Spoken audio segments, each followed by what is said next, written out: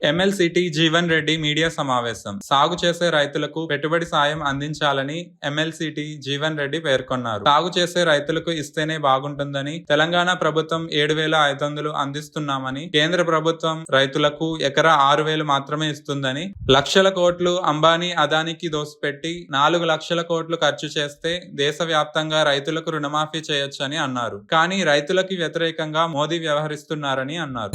వాళ్ళు ఏం చేస్తున్నారు, ఒక రైతుకు 6,000 ఇస్తున్నారు. కమతాన్ని కూడా ఇస్తలేరు వాళ్ళు. రైతుకు ఏదైతే ఉందో ఆయనకి ఎన్ని ఎకరాలను 6,000 ఇస్తున్నారు. ఇక్కడ మనం ఇంకా అట్లా కాదు. రాష్ట్ర ప్రభుత్వం ఎకరానికి 7,500 రూపాయలు ఇస్తున్నాం మనం.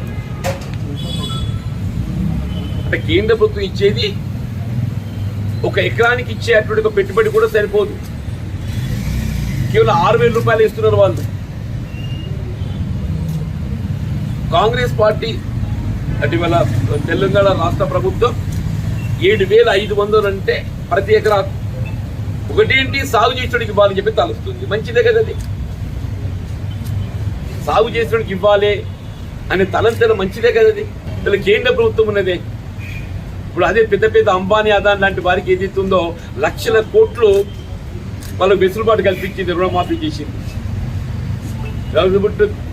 16 lakh crore 16 లక్షల కోట్ల వాళ్ళకు రాయితీ కల్పించింది దేశంలోని బడా పెట్టుబడిదారులకు.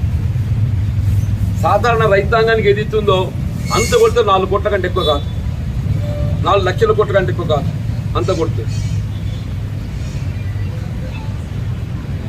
మనం ఒకసారి మన పార్లమెంట్ ఎన్నికల ఫలితాలు మనం గమనిస్తే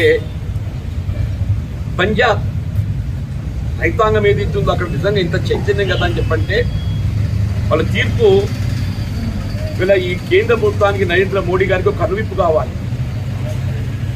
వీళ్ళ పంజాబ్ రాష్ట్ర ప్రజానీకం ఓట్లు ఇచ్చిన తీర్పు ఏదైతుందో అది కేవలం పంజాబ్ రాష్ట్రానికే పరిమితమైన తీర్పుగా కాకుండా